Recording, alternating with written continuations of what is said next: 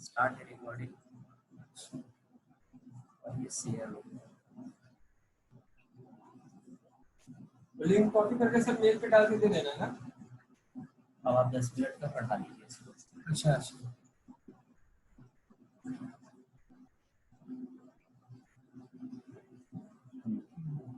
कुछ सुनना होगा सब रिकॉर्डिंग सुनेंगे। चेक करना चेक नहीं होगा, वीडियो स्टोरेज गूगल जी तो नहीं करता है। रिकॉर्डिंग तो सेव होती होगी। रिकॉर्डिंग सेव होगा, जैसे एडिटिंग करेंगे रिकॉर्डिंग सेव हो जाएगा। उसमें देख रहे सर हमारी रिकॉर्डिंग हो जाती है तो आ जाएगा। हाँ हाँ, जूम फाइल बनता है डॉक्यूमेंट में जूम के अंदर तो रिकॉर्डिंग सेव होता है। ऐसे नजदीक करके इसे करना कोई दिक्कत तो है नहीं, ऐसे बोलते रहेंगे तो जी आते हैं बस। बैठो, कहाँ जा रहे हो तुम? नहीं आप बैठो, हम पानी नहीं पिए। मैं और देखा बोलूँ ठंडा हो जाएगा देना, अभी थोड़ा देर रुक जाना। रखे हैं। हाँ हाँ, बोतल में दे देना, हमारा बोतल नीचे है आपके पैर के पीछे। आप टर्न करो।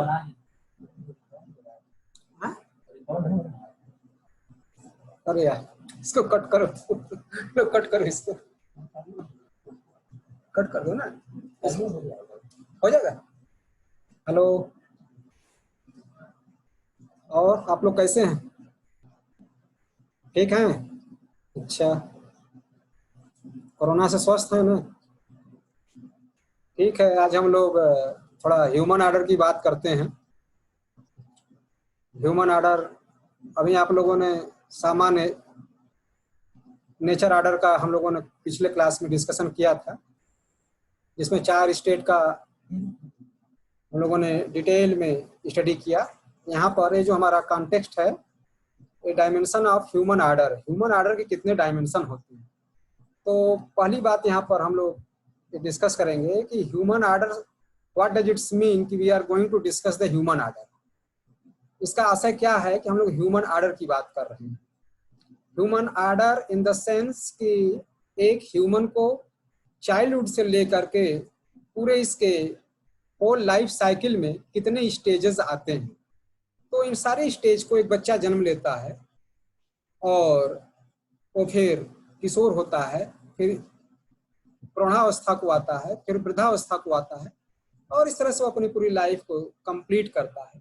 तो इस पूरे स्टेज में वह पूरे लाइफ साइकिल में कितने स्टेज से गुजरता है, और हमारा मानव समाज उसके लिए शिक्षा आयाम के अंतर्गत, एजुकेशनल डायमेंशन के अंतर्गत किस तरह से उसको हम लोग डिवाइड करते हैं। अर्थात एक व्यक्तित्व को पूर्णतया विकसित करने के लिए हम कितने स्टेप का अनुसरण करते हैं, कितने स्टेप को हम लोग फॉलो करते हैं। इसमें सबसे पहला है एजुकेशन।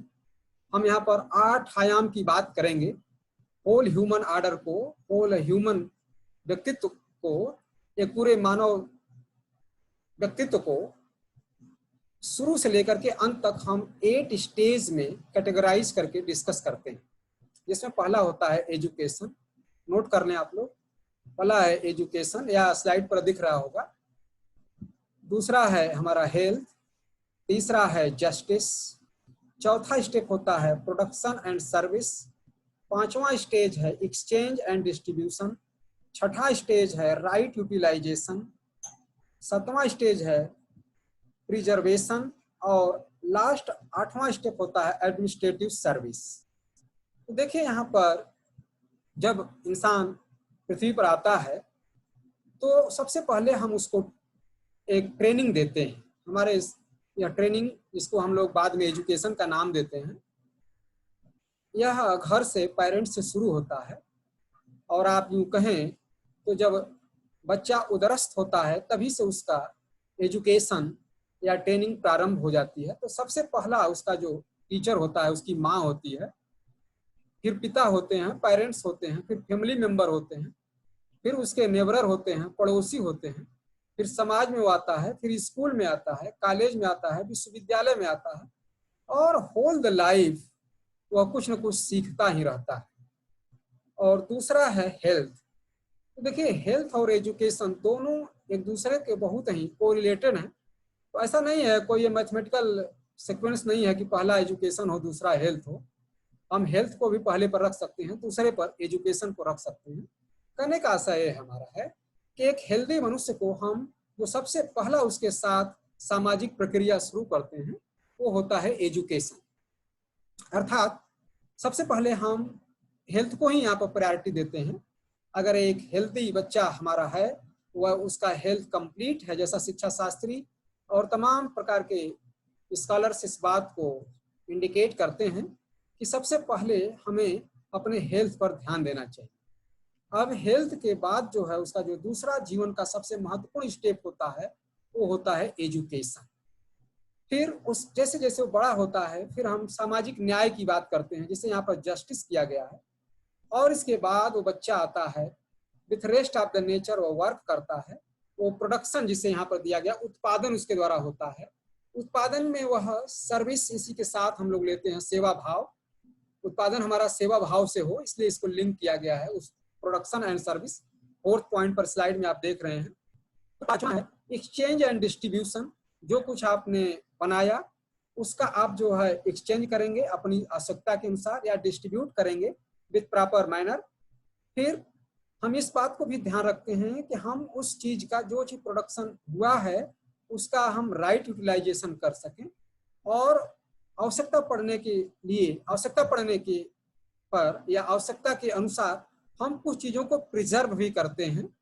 आवश्यकता है इसकी, अभी हम लोग आगे की ओर डिस्कस करेंगे पॉइंट टू पॉइंट।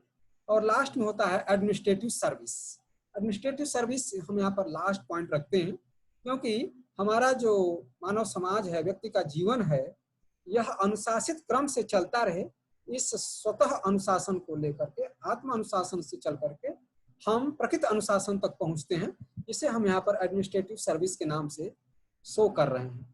तो सबसे पहले हम बात करते हैं हेल्थ और एजुकेशन की। तो देखिए हेल्थ क्या है। हेल्थ की बात जैसे ही हम करते हैं तो एक टर्म हमारे सामने आ जाता है, हम लोगों के दिमाग में एक फिगर बैठ जाता है कि मेडिकली फिट होना चाहिए। देखिए मेडिकली जो फिटनेस है वह मेडिकल पैरामीटर बॉडी के लिए डिसाइड किया गया, किंतु यहाँ पर ध्यान देने योग्य बात यह है कि हम एक मानव समाज के हेल्थ की बात कर रहे हैं, एक मनुष्य के हेल्थ की बात कर रहे हैं।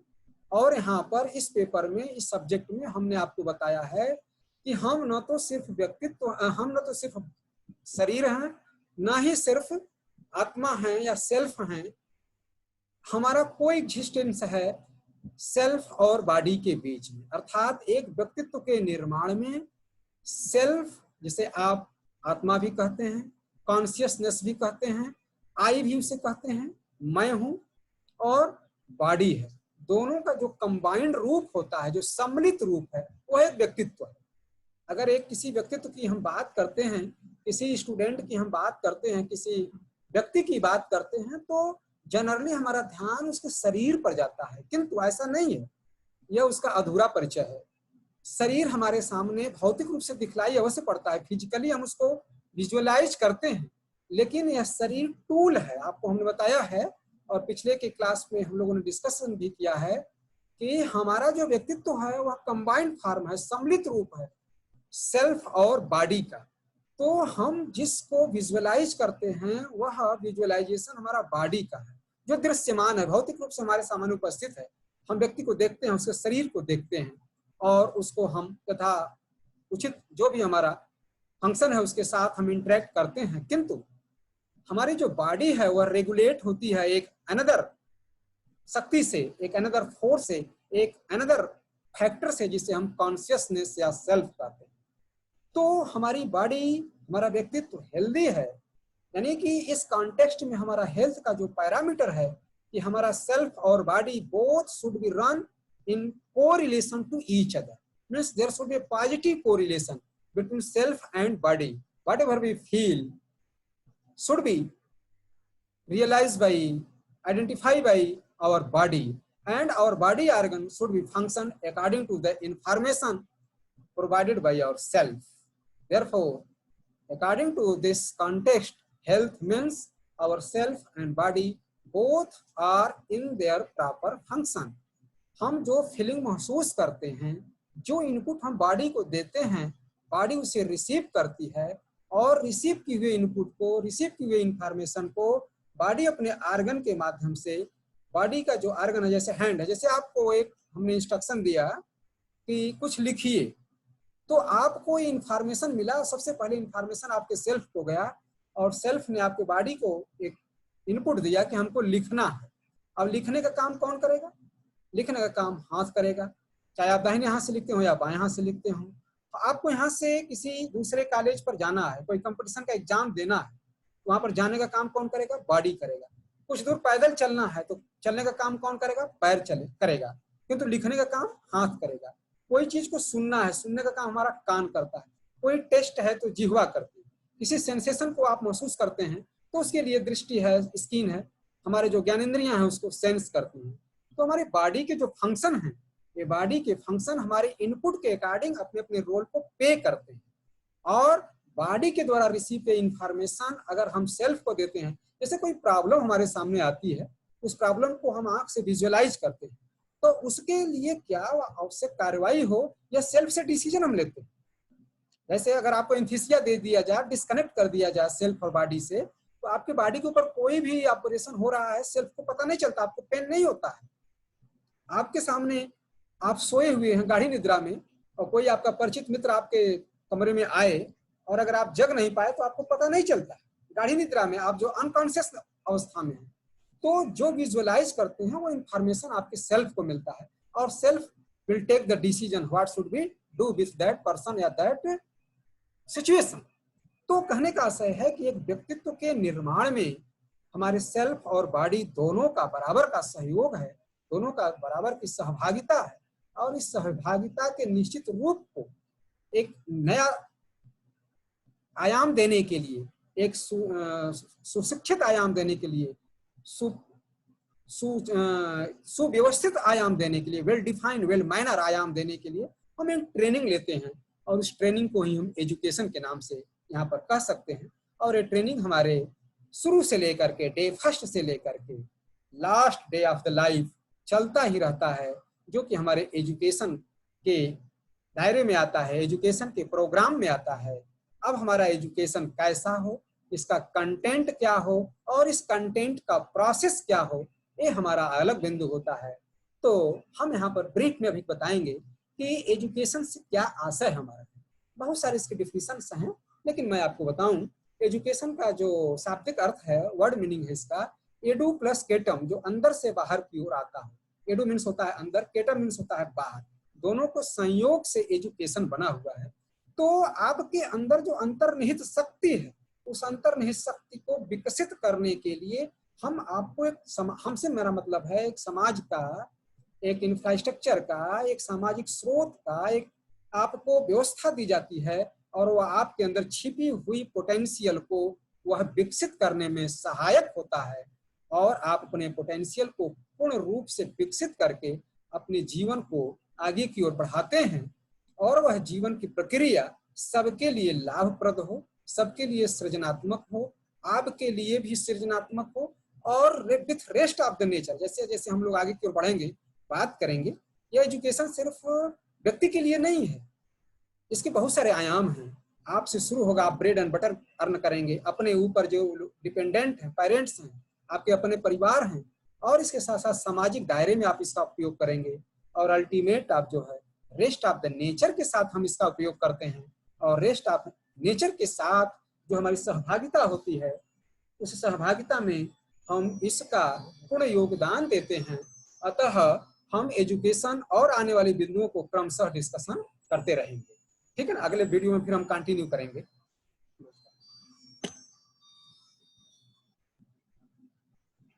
हेलो हेलो, हाँ त्रिपाठी जी नमस्कार। इस समय थोड़ा सा हम वीडियो बना रहे हैं लेक्चर का। हाँ तो आज मैं आपको ख्याल कर रहा था, बात नहीं हो पाई थी, तो थोड़ा समय आप हमको दीजिए, मैं टेलीफोन करूंगा आपको फिर। हाँ हाँ, देखिए आज तो व्यस्त रहेंगे।